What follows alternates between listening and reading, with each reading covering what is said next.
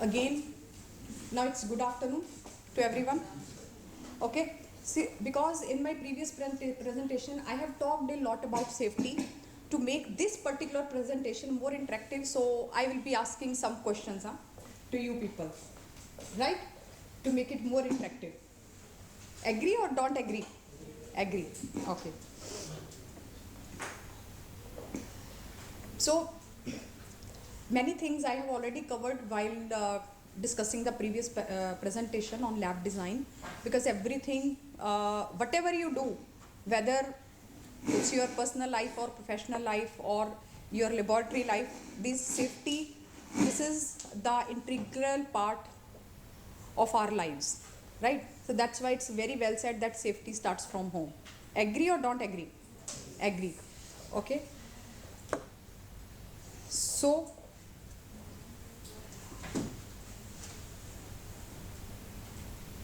why does this laboratory safety matter to us?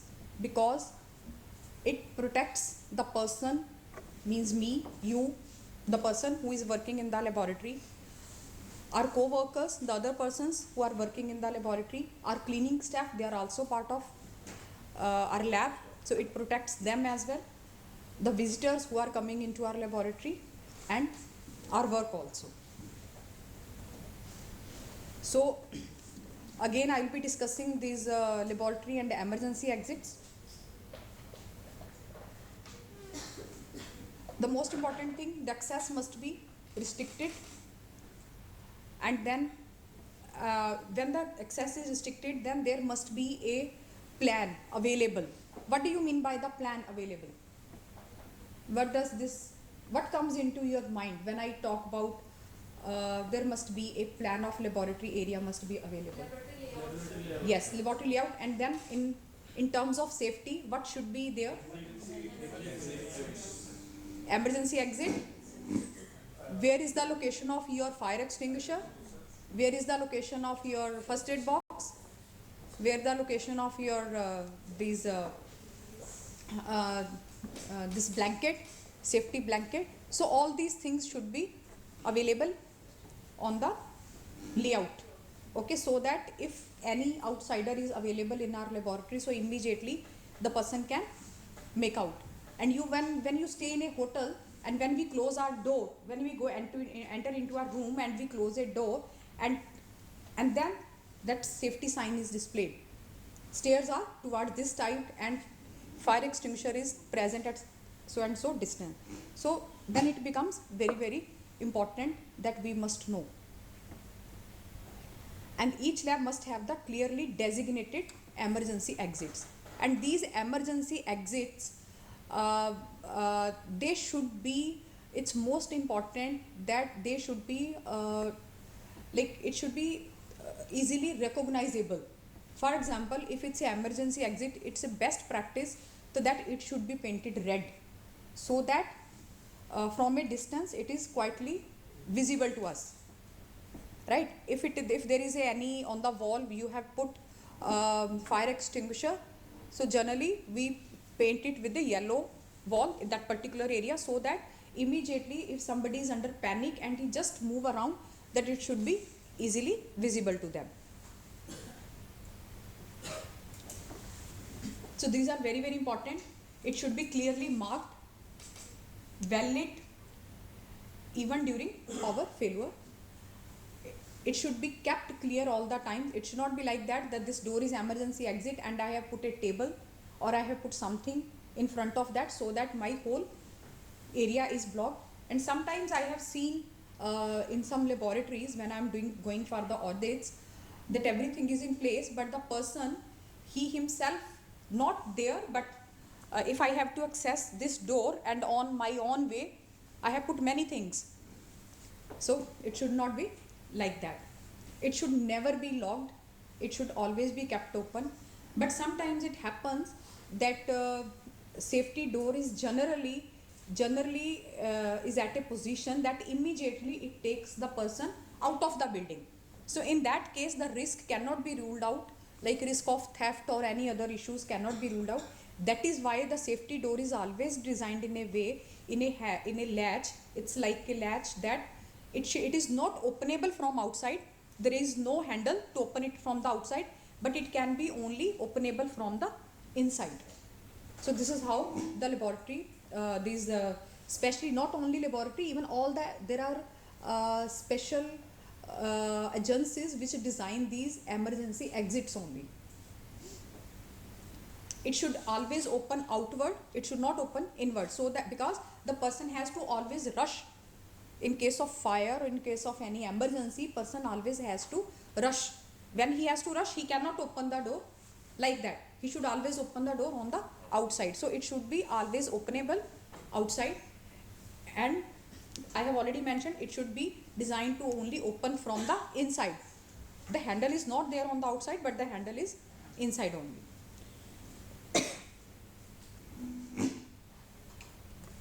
Personal protective equipment. So in the laboratory there should be safe dress for all the laboratory staff, for cleaning staff, and for the visitors. In that case we should always wear the adequate personal protective equipment when the person is present in the laboratory, in a chemical reagent room, or in the equipment. So small quiz. So what is this sign?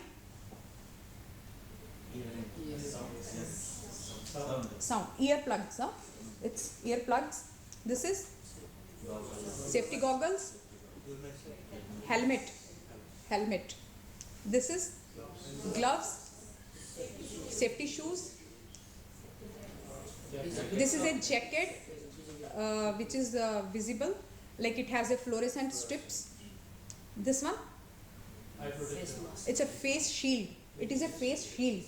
And this one, face mask. And this one, you're right, 50%. It's sort of face mask with a respirator is also there.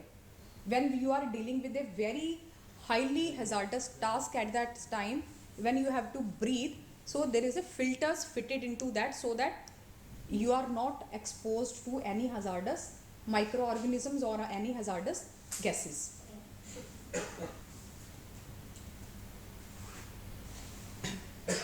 So in the previous slide we talked about the other personal protective equipments, and these are what we have to do is when we enter into the laboratory we should have a safety shoes. Why safety shoes are required?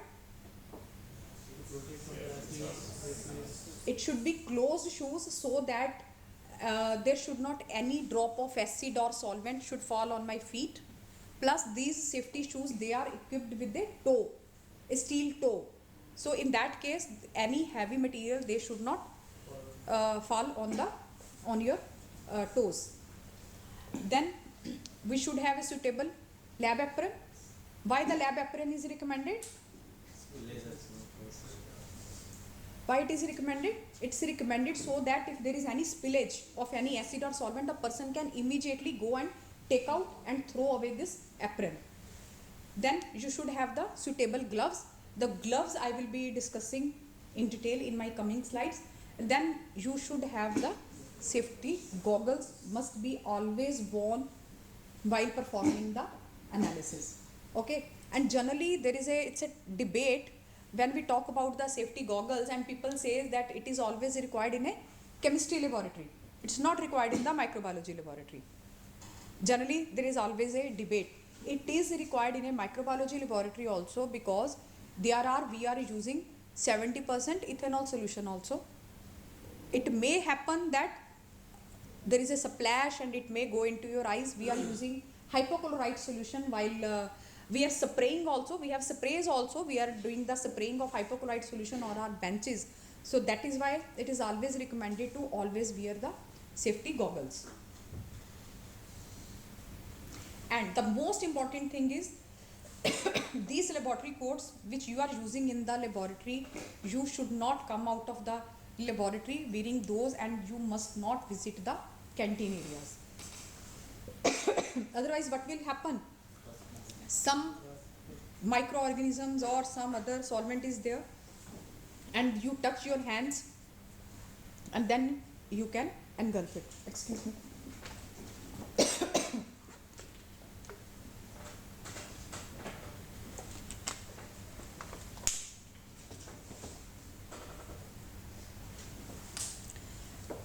These long hairs, it should be always tied back. Why? Because if the person in microbiology laboratory, if the person is working near a Bunsen burner, your long hair can immediately catch fire. Or if you are working in your laboratory, chemistry laboratory, we have many type of running parts of the equipment. So these hairs, they can be easily entangled there and it may harm you. Jewelry, same way, the jewelry must not be worn in the laboratory. These neck chains, bangles and necklaces, dangling ear jewelry, they must never be worn because there is a risk of caught up of these things into any moving part of the machinery. But sometimes because of the religious reasons we can't avoid it. In certain religions we wear bangle or kada, what you say. In that case it is recommended that when due to any regional purpose reason you cannot remove it, then you should wear some, maybe it should be tied here properly, or your sleeve of your lab coat must be like that it is elasticated. Generally it is recommended to be elasticated so that it should not come out. And the other thing, there are already bands are available. Some the bands which are used when we are playing the sports, we use these wristbands, so maybe then we can use these wristbands also. So safety is our priority. Now coming to the gloves, so these are the categories, and here it's mentioned green means the best category for that particular task. You can use this one, this is not used like that. There are various type of gloves available. One is thin nitrile with a different thickness, 0.1 mm, thick nitrile, 0.15 mm thickness. Neoprene gloves are also available, and PE laminated film gloves are also available. And one type of glove which I have not mentioned is the thermal resistant gloves. So these are also available, which can even withstand the temperature up to 1000 degrees also. So you should wear the gloves appropriate to the task. For example, these gloves, these are okay for food purpose and for biosafety when we are working in a microbiology laboratory. And these thick nitrile gloves, they are okay for these tasks, but while handling acids, they are not okay. When we are using these neoprene gloves, you cannot use these gloves for handling food, biosafety or radioactive materials. But yes, this is okay for the acids. These PE laminated film gloves, they are okay for chemicals and acids. So one type of glove you cannot use for all tasks. So these are, you can choose it basis the task involved. If it's you are working, you have to take out something from a muffle furnace which is at a very high temperature, then you cannot use all these plastic gloves, because otherwise these will melt off and it will stick to your skin. This we have already discussed. There must be a safety shower. This is the sign of the safety shower, and this is in this pic it is very clear that generally these safety showers, they come with these eye washers also. And the sign of this safety shower eye washer is also very much similar to that, but in that case this shower will be like that, then the sign of eye is always there. And these safety shower, they must be installed close to the laboratory area. It should not be like that you are working here in the acid and your safety shower is somewhere else, so then it loses its purpose. So it should be, its location should be that where it's more required. Suppose you have two laboratories, one is you are handling acid, in the other laboratory you are handling the solvents. So where you will, near to which laboratory you will be installing this safety shower? Ideally both, but it should be more closer to where we are handling the acid. In that case, if you are handling acid, it is recommendable. In that case, that shower must be inside the laboratory, so that person cannot just run out and use this safety shower. It should be readily accessible to all staff. We have a very good laboratory with us, right? We have put all these safety equipments into the laboratory, and then the way in this whole workshop you have talked about the good laboratory practices. So here we will be talking about the safe practices. What are the safe practices we should be doing? First of all, we should work in these fume hoods when we are handling acids or solvents, so that you are not exposed to these fumes of the solvents. You don't inhale the solvents or acid fumes. And when you are working with the autoclave, you look at this picture. This girl, she is wearing all these thermal resistant gloves. She has the full face shield because in the autoclave it's the material is at a very high temperature. If any splashing is there, then the first thing which will be harmed is your face, and then you should have the full protection. This apron, this rubber apron must be there, so that any hot material, they should not be splash on you. And when you are working with the microorganism, definitely you need to work in the biosafety cabinet. And when we are working in the laboratory, the most important thing is this material safety data sheet. It should be available for each and every chemical where you are working, and it should be accessible to everyone, and every person should be aware of how to use this material safety data sheet. So this is the most important thing.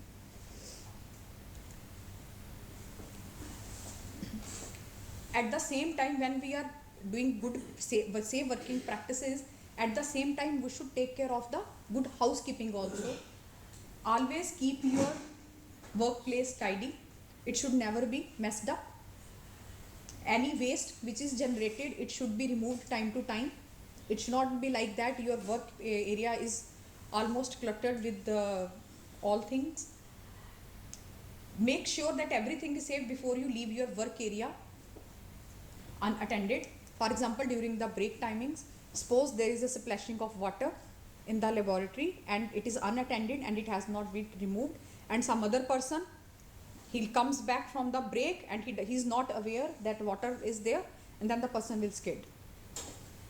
Okay, so immediately we have to remove all the hazardous things from our workplace. A tidy laboratory avoids accident for everyone, for us also and for everyone.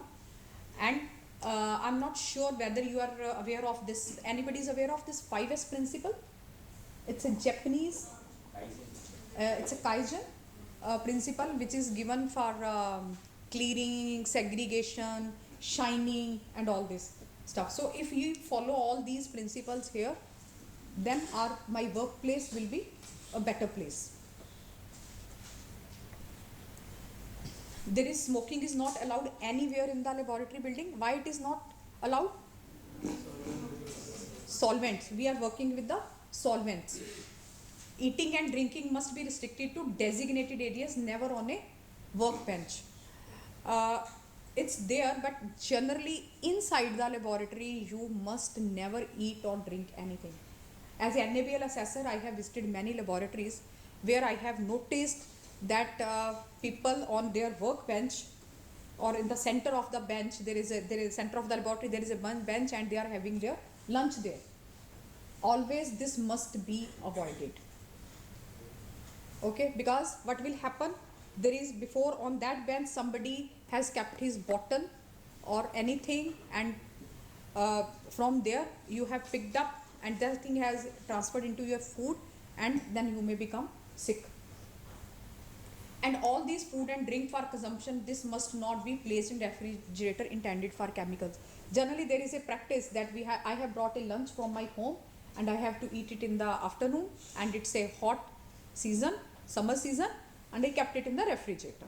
And again, there is a possibility that your food will be contaminated with those chemicals or with those microorganisms. Hygiene. We have a very bad habit of putting our pen or pencil into our mouth since childhood. Okay, so this should never be practices for the same reason. And always wash your hands before you leave, and especially before eating anything. Mouth pipetting. we should never practice mouth pipetting, because we can't rule out the risk of entering any solvent or acid or any material. If it's a microbiological testing, that cannot be ruled out. In that case, we should always use a pipter or a safety bulb. So all these devices, they are easily available in the market.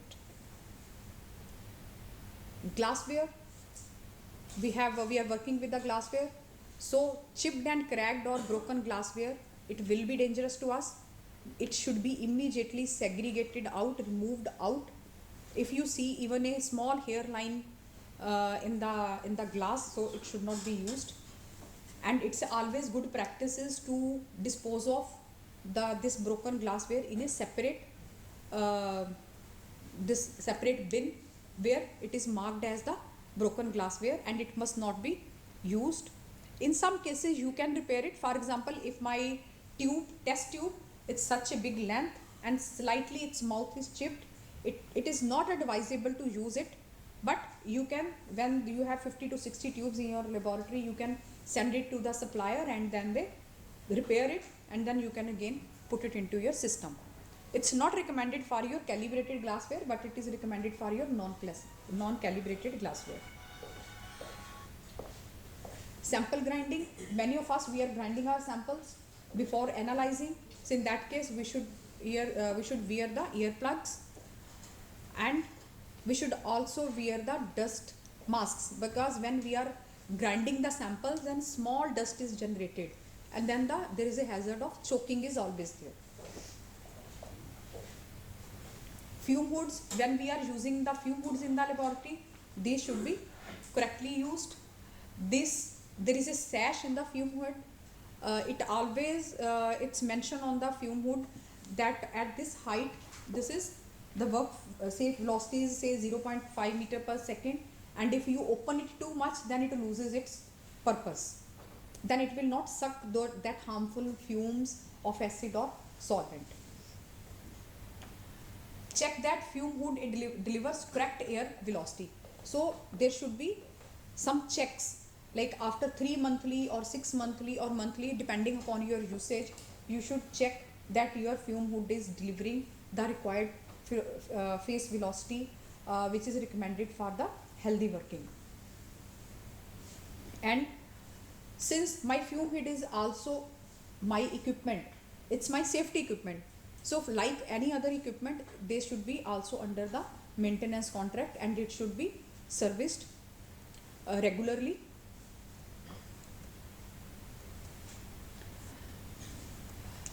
When we are working in the laboratory, so all equipment, they should be installed according to the manufacturer's instructions. So whatever instructions has been provided by the manufacturer, so they should be installed in that way. These should be safe to approve, and they should be well maintained. Otherwise, again, they will pose a serious risk to us. Maintenance, this is one example of, and it is a real example. Anybody has heard of, there was a news last week. Can anybody hear? Has anybody read that news? There was a news of one laboratory in Baddi just 4 or 5 days back, where a small spark has destroyed the whole laboratory. It's just 4 or 5 days back. It was a very renowned company, and I myself read it in the newspaper. So if we are not taking into the consideration of all these maintenance activities, then the result can be like that, and even more disastrous than that. So that is why it is recommended all these fume hoods, they must be checked regularly, because in these fume hoods and biosafety cabinets, the plugs are also there. Sometimes what happens, that whatever plug is there, it starts malfunctioning, and if we are not doing the regular maintenance, and slowly some fault will be there, and then we may end up in a situation like this. So all equipments working under pressure or vacuum, they must be regularly checked. There should not be any cracks in glass tubing, or it should not be leaking. Otherwise, what will happen? There will be a risk of explosion. At the same time, the documentation. Each piece of equipment instructions or SOPs, they should be properly documented and they should be readily accessible to the all staff, and a list of authorized and qualified user must be available for each major item or equipment. This clause also comes in ISO 17025 also. Why this clause is there? So that this equipment, they must not be operated by any unauthorized persons or a non-trained person. When we are working with the hazardous substances, so what are these hazardous substances? These are the carcinogens.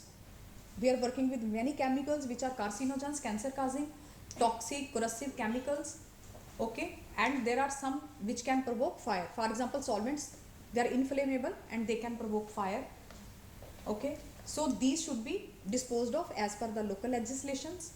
There must be signs available. What is this sign? Highly flammable, okay. So all these signs must be available on your packs, and you should special precaution must be taken when handling solvent, acid, alkalis. We should minimize the chemical hazards by good ventilation. As I mentioned, that we should work in the fume hoods, and we can minimize risk to microorganisms by working in the biosafety cabinets. And then special precaution must be taken when we are handling all these live microorganisms. For example, we should wear the gloves, and if it's very toxic or very hazardous microbes, then we should wear the face masks, like that. Then coming to the storage of chemicals. So these chemicals, they must be stored in a very well ventilated cabinets or explosion proof cabinets. Generally it is recommended, as I mentioned, that your door, it should be safety, the emergency exit door must be able to withstand the fire for 30 minutes. Similarly, these cabinets should always be able to withstand the fire for at least 30 minutes to 1 hour. We have very highly toxic and carcinogenic chemicals like cyanide in our laboratory. So this must be always kept under lock and key, and it should be only used whenever it is required and by the authorized persons only. So these flammable chemical storage areas should be kept cool, away from sources of ignition. They must be well ventilated, and we should not store the incompatible chemicals together. So this is the, I have taken few examples, but yes, there is a compatibility chart is also available. So you cannot store sulfuric acid and nitric acid together, otherwise there will be a big explosion. If anybody is aware, last year in 2015 there was a news from China. There was a port there, and there was big explosion happened, and lot of cars and all, they were gutted in fire. You know from where it started? It was a port, there was a big storage area, everything was, they were storing there, even the cars which are exported, they were also stored there. But only one small thing, there were two chemicals in that area which were incompatible to each other. They were stored together, and that fire, it just started from there only storing of two incompatible chemicals together. So this is very, very important.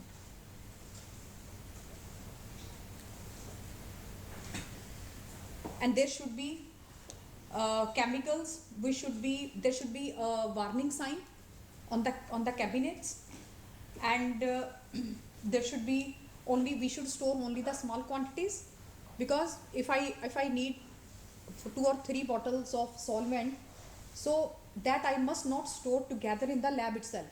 We have a chemical storage area, all bottles should be stored there, and if my consumption is 1 or 2 bottles per week, so I should take out only 1 or 2 bottles from the store and I should store in the laboratory. They should always be stored in their original containers. We should not shift one chemical to the other into the other container. And then we should keep away from food and samples to be analyzed. Chemicals which are expired chemicals, they must be disposed of, or first they should be kept separately. They should not be stored together with the other chemicals, otherwise what will happen? Person can accidentally use the expired chemical and it may impact my result also. And we should maintain up-to-date inventory of all purchased chemicals and reagents. When we are working with flammable solvents, we should be aware of the hazards associated with these. For example, there are certain solvents, diethyl ether, petroleum ether, they form explosive mixture with air. So if these chemicals which are mentioned here, these solvents, and to these there is a source of ignition, it is available near to this, then definitely we cannot prevent fire.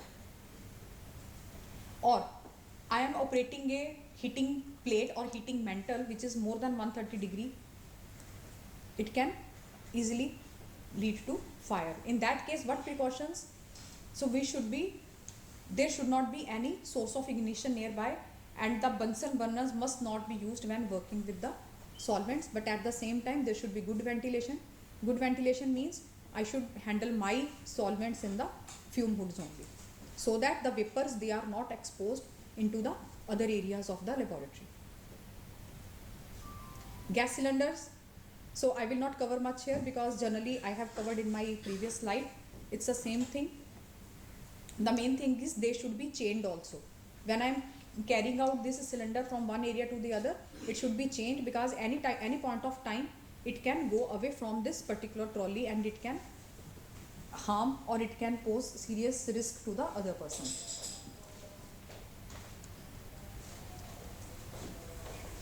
These are the all fire precautions. There must be fire alarms. It should be installed and tested regularly. There should be smoke detectors into the laboratory, so that if there is any leakage, then so that any vapors it can sense, and this is a preventive action basically. So we should not take action when there is a fire. When there is a smoke or when there is an alarm, so immediately we should take the action. This lab must be equipped with the fire extinguishers which are checked regularly. Fire blankets must be available and must be available very much near to the areas where inflammable solvents are handled. There should be a fire drill also. I have kept everything in my lab, but I am not aware how to use that, how I should react when there is an emergency. For that particular case, generally fire drill must be there. Do you know what is fire drill? Anybody can explain me? Basically the use of the fire extinguishers to train the Definitely. along Yeah. with that the movement from where we have to exit from if the fire catches out. Yeah. Yes, she's right. How we do the fire drill, that we just, this fire alarm is activated, okay, and then we see how much time it takes, or when the fire alarm is activated, or the persons, they are immediately going towards the emergency exit. Is my emergency exit is working, or people, they are very much careful that they have to run immediately when there is a fire alarm, and how much time it takes for a person to go from this time to from this area to the emergency assembly area. This is all things which are considered in the fire drill, so that the persons, they are aware how they have to act when there is actually a fire. They should not panic at that time, and they should not start immediately working towards extinguishing the fire. When there is a fire, the best way is just run from there. When you are not a trained person, best way is to run from that place.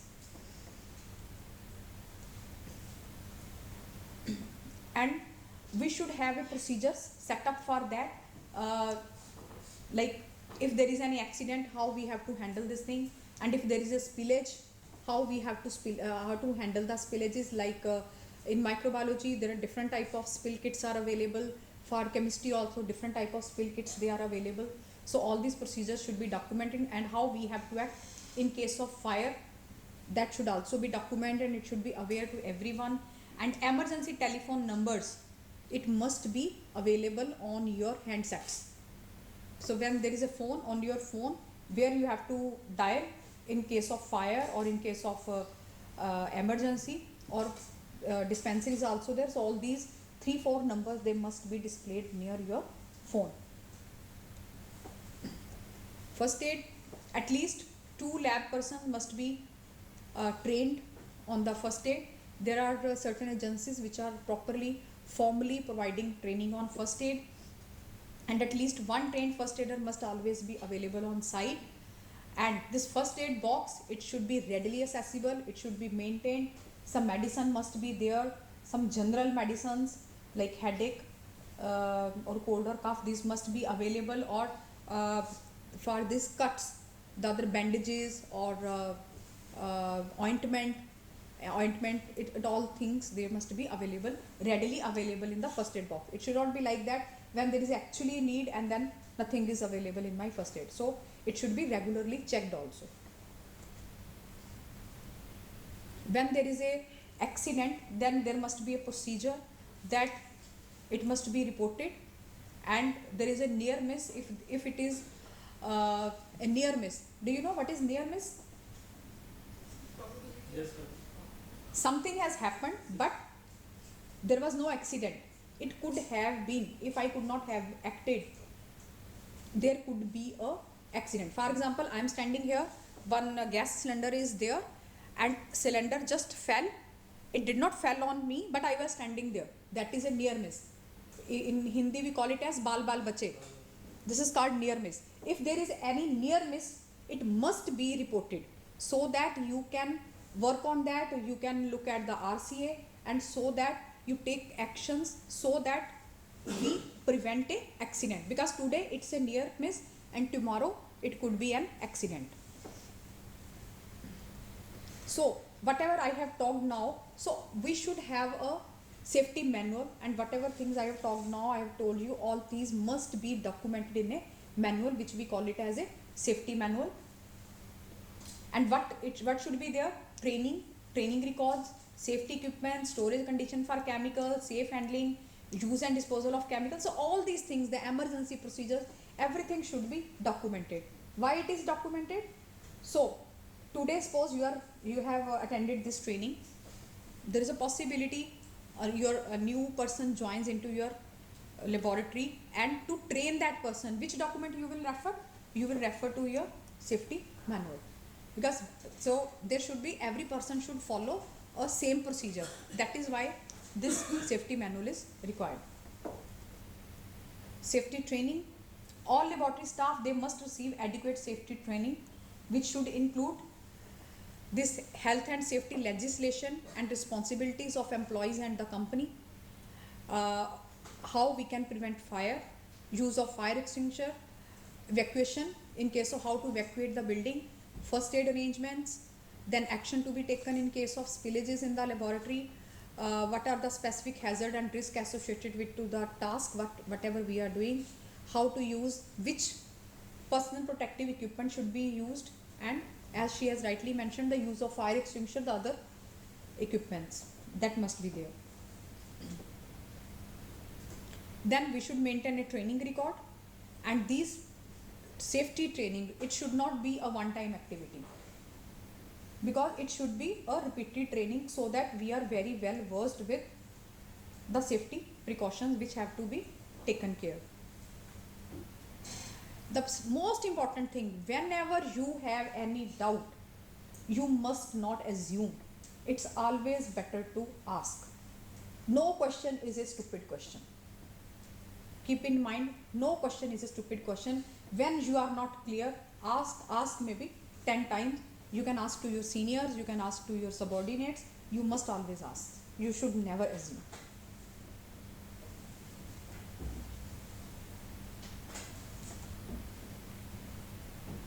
Safety and responsibilities. Management, they are having the responsibility that the laboratory head, they must ensure that all the persons working in the laboratory, they are familiar with the contents of the safety manual, and they are complying to all these requirements, and they are doing all these safe working practices. At the same time, it's not only the responsibility of the management only, it's our responsibility, because as I mentioned in the beginning, safety starts from home. If we are not doing even safe practices in our home also, there will be more chances of accidents happening. So responsibilities are there that we have to, first of all, we have to cooperate with our fellow employees. We should study the safety manual and all safety practices. We should apply all these principles of prevention of accidents, as I give you the example that which type of PPE you should be wearing, and when you are opening a autoclave, which precaution should be taken. We should be using all the PPEs. We should maintain our workplace in a safe manner. We should remove all these cluttering things from the workplace. We should maintain our equipments in a good condition, and we should regularly attend our safety meetings, and whatever suggestion we have, any suggestion we should bring up during these meetings. And if there is any health problem, we should report to our laboratory manager. So these are all the responsibilities of the employee. The waste management. So now I'm finished with my presentation on safety. Just one or two more slides for this waste management. These are very, very important. Once we are treating the waste, or when lot of waste is generated when we are working in the laboratory. So in case of microbiology, the microbiology waste must be decontaminated before disposal. We should not dispose of the microbiology waste as it is. Otherwise, it will pose a serious health risk to us also, because we are also living in the society. So these should be, after autoclaving, then they should be sent to the incineration, or there are certain local bodies are also available which are authorized by the respective pollution control boards. So these agencies, they come and they pick this waste. It's like ours is a microbiological waste, and in hospital there is, we call it as a biological waste. So these agencies, they are which are picking the waste from the hospitals, they are also authorized to pick this microbiological waste also, because after picking they are just incinerating. Similarly, the in case of chemistry laboratory, the solvents and oils, they must be segregated into the correct weight bottle or drum, or whatever small waste, solvent weight is coming out from our various analysis. We can have such type of can, and we can keep on putting the solvent here. And chlorinated waste solvent, they should also be segregated from the non-chlorinated solvents. And the hazardous chemical, they must not be disposed of. We should not just simply discard everything into the sink. So we should be follow the local legislation. And there are two things which laboratories they are practicing for this solvent waste. Either they are putting into a sand pit, or there are the authorized vendors which come and they pick up the waste from you and they dispose of as per the local legislation. So always this is the best way is to give it to the authorized vendor.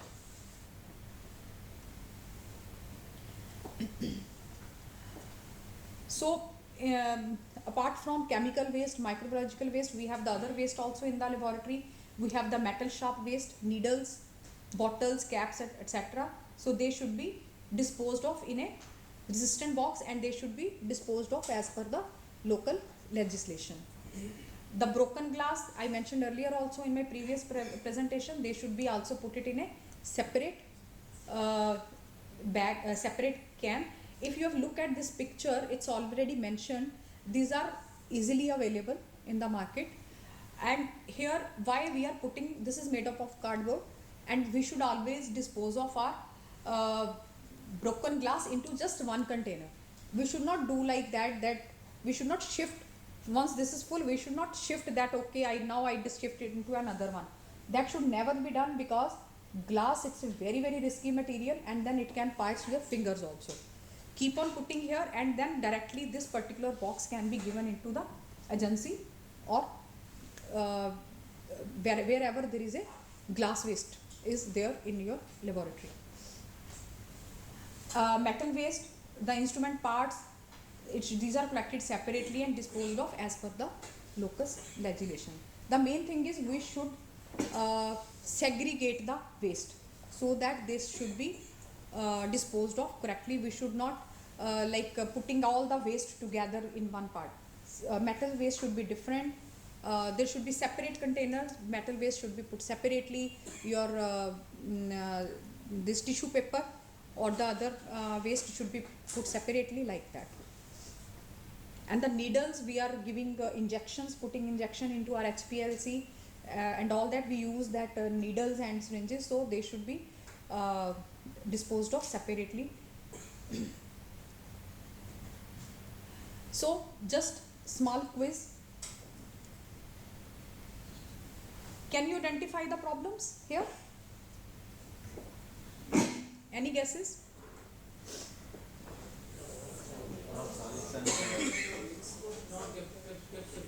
Yeah, segregation is not there. What else? Electric wires. Cables, yes, the cables, they are coming down. What else?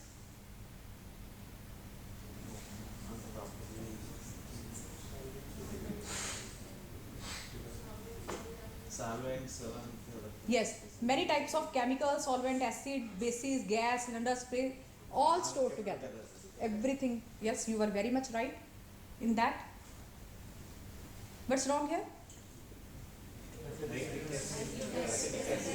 Nitric acid, sulfuric acid, stored together. Incompatible chemicals, they are stored together. What's wrong here? Drinking water. Drinking water is there. Yeah. Fire extinguisher. Way to fire extinguisher is blocked.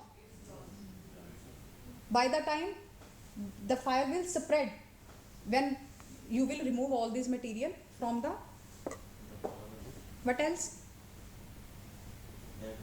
Yellow extinguisher.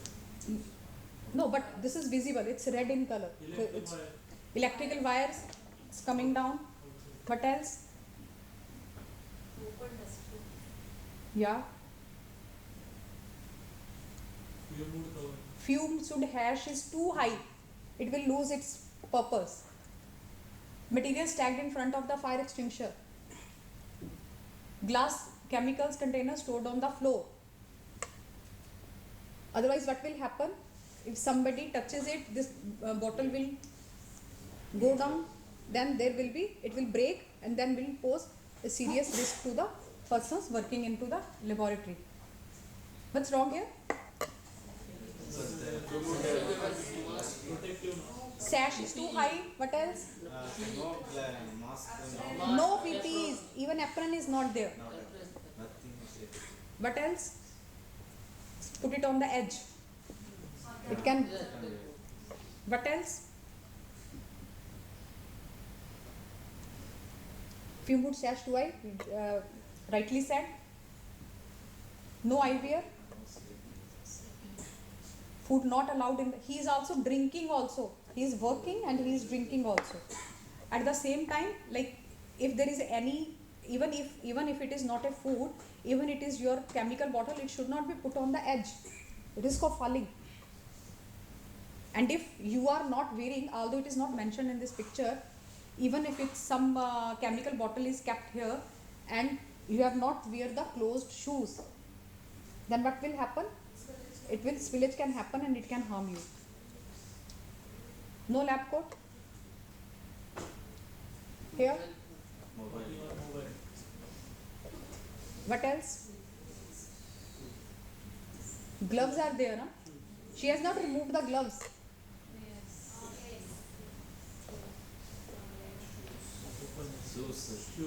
Shoes, yeah. Toes are not covered. What else? Cross contamination of cell phone, because on the gloves there is, if she is a microbiologist, there will be microorganisms, and if there is any chemical, she will contaminate that particular phone. No idea in the laboratory, she is standing there. Although she is standing here, but there is a possibility some person is working here and some splash happens. Open-toed shoes. Okay, I was very happy that you were able to like pick up, and that was the good effectiveness of my training also. And any questions? Thank you.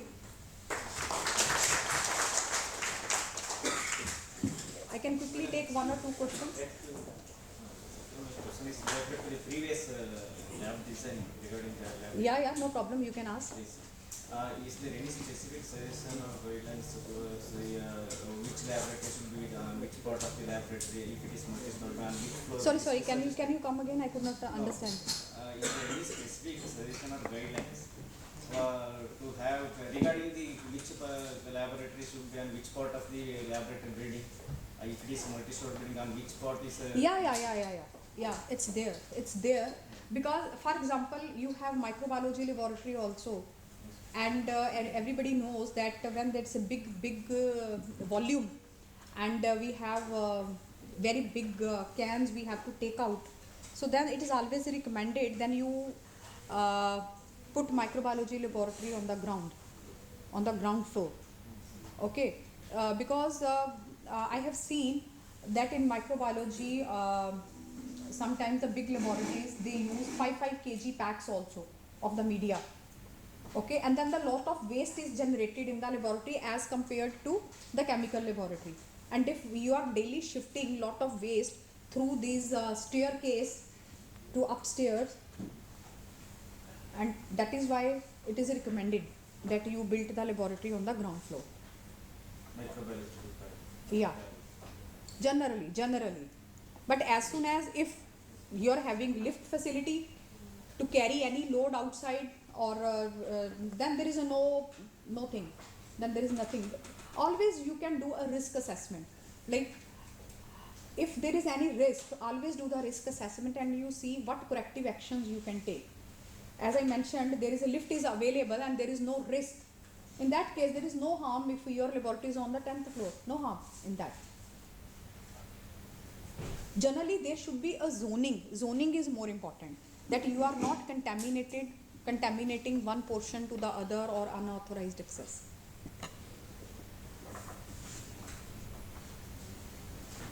Any other question?